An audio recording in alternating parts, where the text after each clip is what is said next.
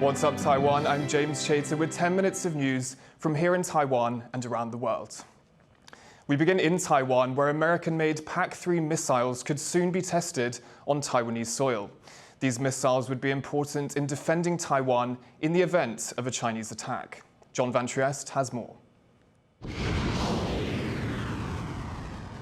If China attacks by air, Taiwan is betting on PAC-3 missiles like these to be its defense.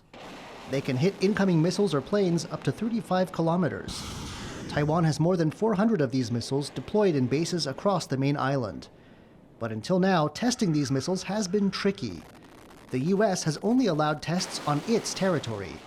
This has cost Taiwan more than $3 million per missile and required an observation team to be flown across the Pacific. The restriction was over concerns about Chinese military espionage. Now, though, Taiwan's military says the U.S. attitude has changed. Analysts see it as a breakthrough. They believe that Chinese spying won't be a deterrent. 我想国军可以有效应对，也就是借由这个监控，还有就是驱离的方法，来把这个中共基建驱离到这个就是它可以征收参数的这个范围之外。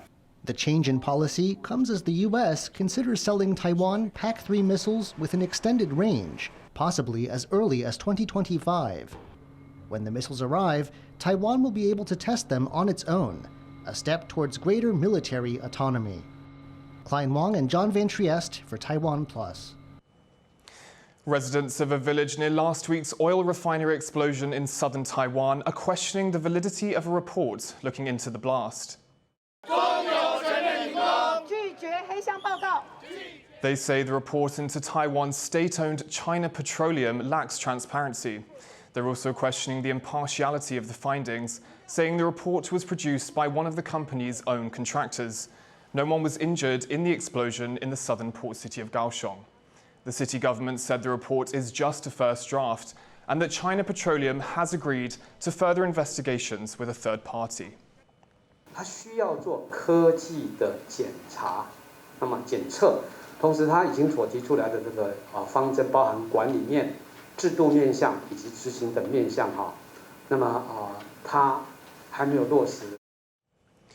Taiwan is further easing cross-strait COVID-19 travel rules.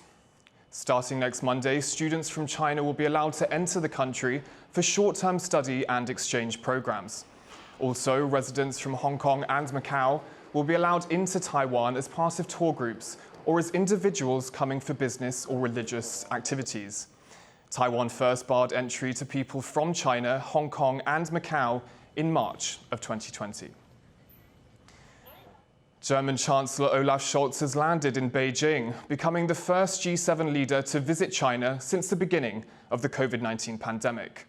Scholz is accompanied on the one-day trip by several CEOs of major German companies. These include car maker Volkswagen and Deutsche Bank. But the trip has proved controversial in the EU. The bloc has recently been more critical of China's human rights record, as well as its position on Taiwan. Critics say Scholz is undermining efforts to reduce German trade reliance on China.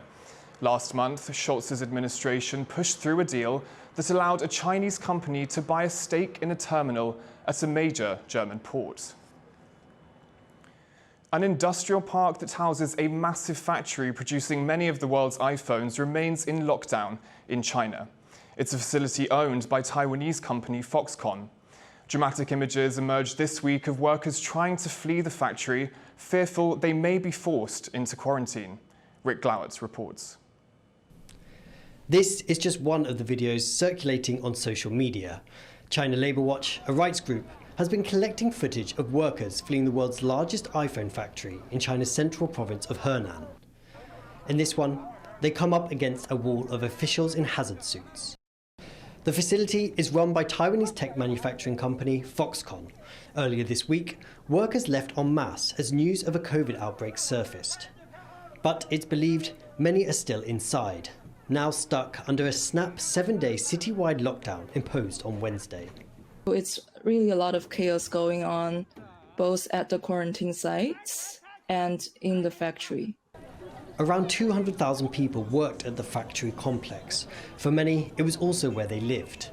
China Labour Watch has been collecting information from labourers inside the facility and from some who have managed to get out. A researcher spoke to TaiwanPlus asking to remain anonymous. There are many workers who were sent to some quarantine sites for quarantine, and these workers could not get enough medical treatment and, in the beginning, even food. Foxconn is trying to keep up production with the workers that remain, even offering bonuses and other incentives. The company says its Zhengzhou plant is operating under a closed-loop system to limit contact with the outside world. Because Zhengzhou Foxconn wants to maintain the production, so the priority of the factory is given to really keep the workers at the production line without, giving enough resources. Foxconn did not give an on-the-record comment in response to the China Labour Watch report. Since the pandemic began, local authorities have been imposing frequent lockdowns in line with China's COVID-0 policy, often at the expense of the country's economy. In the coming weeks, we're going to see, for sure, a serious disruption of the supplies on some of the primary products commissioned by the Apple Computer company. Experts say it's a stark warning for companies around the world which rely on Chinese manufacturers, many of which have already been affected by COVID-0 disruptions. But the key is really how quickly can Foxconn and the Apple Computer work together to move the capacity outside China and to start supplying or replacing the capacity that's been put in COVID restrictions in China elsewhere, including Vietnam and India. Foxconn is now looking to boost production in other parts of China to make up the shortfall from the COVID-hit Zhengzhou factory. It accounted for 70% of its iPhone production. But ultimately, it is the workers at the complex and those across the country that are paying the highest price for the country's COVID-0 goal. Rick Lowett for TaiwanPlus. In recent years, Taiwan has been working to improve its animal rights record, but those efforts mostly focus on household pets, not on livestock. Eric Gao reports that activists are working to highlight widespread inhumane treatment of farm animals and are pushing for legal changes to improve their conditions. Farm animals are suffering. That's the message from Taiwanese animal rights activists who say the country isn't doing enough to ensure the welfare of its livestock. They say there are less than 500 registered veterinarians looking after the over 100 million farm animals across the country. That leaves almost 10 million sick or injured animals that don't get the care they need. In addition to this, activists warn that these conditions could also have a dire impact on the health of Taiwan's human population. 很重要的事情是我们多么害怕再有人畜共同传染病的这个风险，但是我们却日日放任牧场这样的处理的日常发生。 Activists say the current laws don't govern farms, only slaughterhouses. In response, government animal welfare officials have said that steps will be taken to improve these conditions. 会来针对我们的生产动物的友善生产动物指南里面，针对这个人道处理的部分去做一个比较明确的评估规范或者是准则上的建议。 However, animal rights activists say revising guidance isn't enough. They warn that until proper procedures are mandated by law, the risk of animal-human transmission will remain high. Patrick Chen and Eric Gao for TaiwanPlus.